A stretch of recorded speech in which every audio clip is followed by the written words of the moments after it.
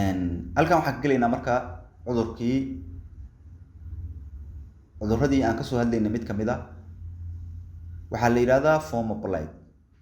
waxaan ka hadlaynaa symptomskiisa, waxaan ka hadlaynaa causeskiisa, waxaan ka hadlaynaa managementkiisa.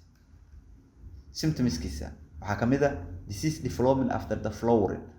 xilliga horta uu yimaado kuwii hore uu ka duwan yahay.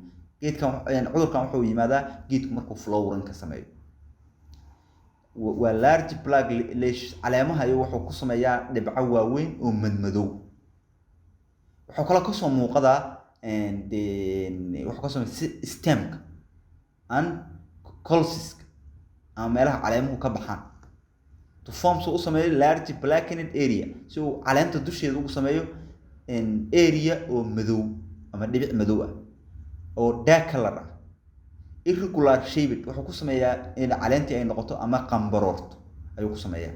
appears leaves caleemuhu kasoo dul muuqdaa and flowers iyo ubaxyada.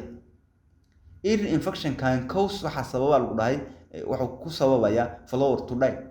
hadduu xilliga hore kaaga soo baxo sunflowerka inuu dhinto ayuu ama ubaxi uu dhinto ayuu ku sababayaa. hadduu xilliga flowerka imaanayo uu kaaga soo baxo. infected plants died prematurely and produce little seeds. intay saqaan gaarin ka hor ayay dhimanayaan lagu dhahay ama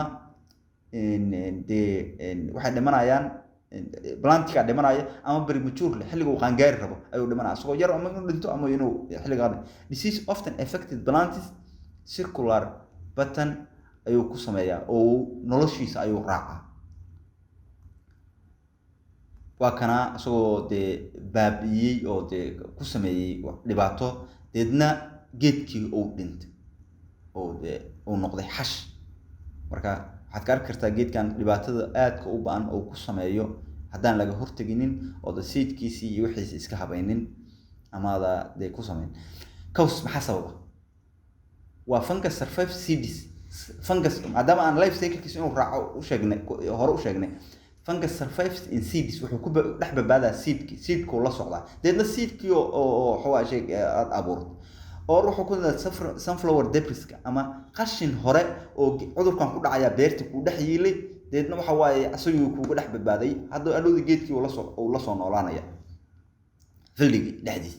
disease emergent favorite period xilliga oo favorite uu yahay waa wet weather xilliga oo lagu jiro qabow macnaha qoyaanka uu yahay during the flowering oo inta lagu jiro flowering. hadduu ku soo aado xilli oo qoyaan oo roob kaaga doo iyadoo geedkii oo sunflower oo bisel ku dhow yahay.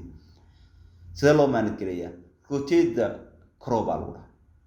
waa inaad crop rotation samaysaa oo markaad geedkan ku abuurto meesha aad abuurto waa inaad ku samaysaa xilliga labaad waa inaad isla asagii ku abuurin oo geed kale soo maraysaa si cudurkii meeshan ku jiray oo geedkan susceptible-ka u ahayd inuu meesha ka baxo. period of 4 years haddii aad markaa intaas waa inuu ka maqnaadaa. markaad dhowr xilli abuurto waa inaad circle gelisaa ood ka bixisaa meesha si geedo kale u imaado si cudurkii susceptible-ka u ahayo meeshan ku jiray oo u dhinto. because haddii geedu favorable u ahayn oo macnaha la beermo ama uu meesha soo galo geedkaas ma cuni karo favorable uma aha deedna wuxuu ku qasbanaanayaa inuu meeshaas ka displacement gareeyo oo meel kale u guuro ama uu dhinto. sidoo kale waxaad uga hortagi kartaa inaad plant hybrid aad samayso ama seeds oo hybrid aad abuurato oo la soo daaweeyey oo uu dul qaadan karo cudurkan. control stem weevil marka uu geedkan uu dhamaadana oo samaysana weevilka inaad population inaad ka samayso sunflower fields aad ku samayso wixii aad ka qaado. marka ku xirnaa beeraha TV si aad uga barato beeraha barashada cilmiga beeraha waa part 6. Assalamu alaykum warahmatullahi wabarakatuh.